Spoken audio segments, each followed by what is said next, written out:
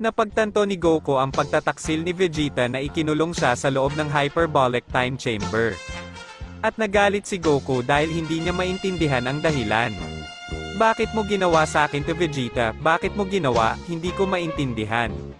Hindi teka, hindi ko akalain na si Vegeta ang gumawa nito ng mag-isa, wala siyang dahilan para gawin ito. Maraming tao ang mukhang ayaw sa kanya.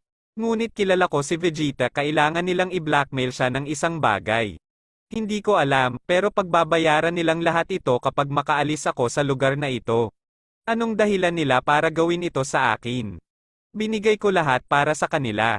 Ilang beses kong isinakripisyo ang sarili ko para iligtas sila. Palagi akong lumalaban para iligtas sila. Hindi ito makatarungan, binigay ko lahat ngunit sinaksak nila ako patalikod. Wala silang karapatang ipagkanulo ako sa ganitong paraan. Kapag nakaalis ako sa lugar na ito, hihilingin nila na hindi na lang sana nila ako ikinulong. Pagkatapos nito, lumipas ang mga buwan kung saan nagsisimula pa lamang si Goku na makabisado ang Ultra Instinct. Sa oras na ito, ang mga supply ng pagkain ay nagsisimulang maubos at mayroon na lamang sapat na natitira para sa 2 araw. Alam ni Goku na kailangan niyang umalis o mamamatay siya. Kailangan kong gawin ito, ibubuhos ko ang lahat ng lakas ko para makaalis sa lugar na ito. Sa palagay ko sa lahat ng kapangyarihan na mayroon ako, sapat na ito upang buksan ang iba pang mga portal.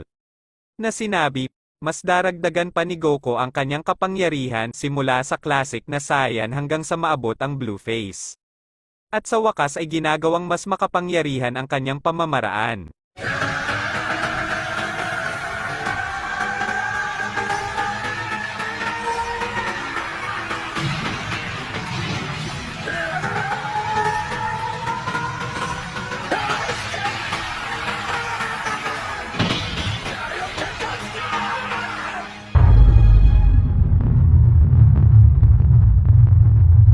Bago natin ipagpatuloy, maaaring kang mag-subscribe sa channel na ito upang maging updated ka sa mga susunod na bidyong ating ipalalabas.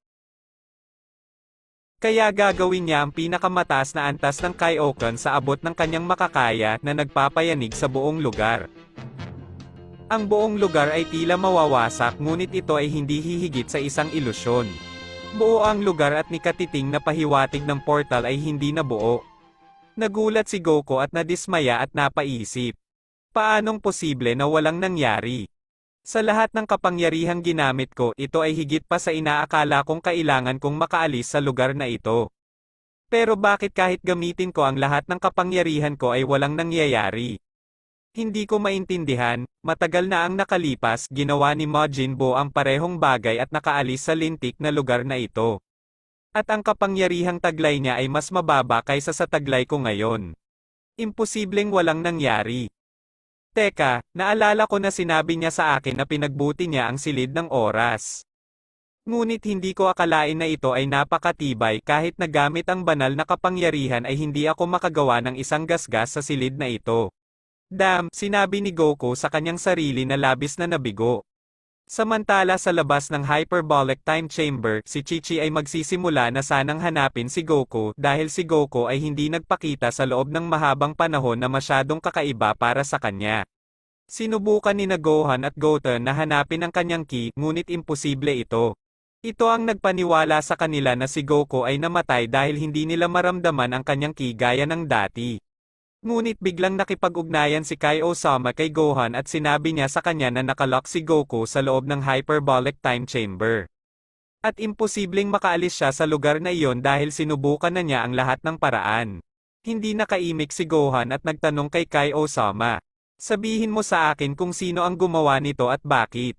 Sabihin mo sa akin. Tumanggi si Kai Osama na ibigay ang impormasyong ito kay Gohan dahil ayaw din niyang mapahamak ang mga sangkot. Dagdag pa, maaaring malaman ni Beerusama ang tungkol sa ginawa ni Kai Osama at gumanti sa kanya. Gohan, ang tanging masasabi ko sa iyo ay kailangan mong gawin upang mabuhay ang iyong ama sa lugar na iyon hanggat kinakailangan. Naniniwala akong makakahanap ka ng solusyon, ngunit huwag mong hayaang mamatay ang iyong ama sa lugar na iyon. Ililigtas ko siya, salamat sa pag-aalala Kai Osama, may utang ako sa iyo. Nang matapos ang pag-uusap nila, sinabi ni Gohan kay Chi-Chi at Goten ang lahat.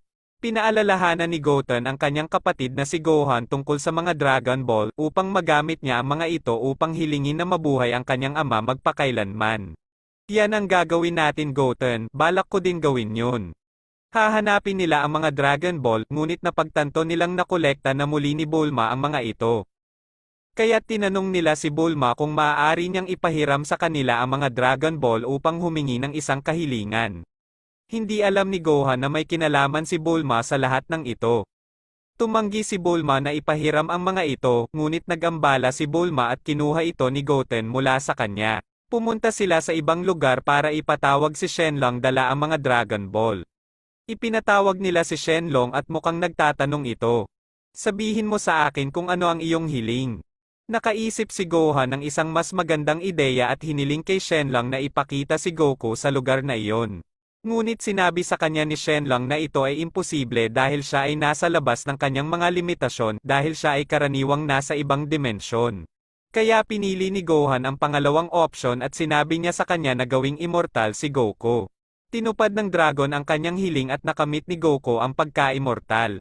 Sa sandaling iyon, nakaramdam si Goku ng kakaibang pakiramdam sa kanyang katawan. Sa oras na iyon, ilang araw na rin ang lumipas na hindi kumakain si Goku at malaki ang epekto nito sa kanya.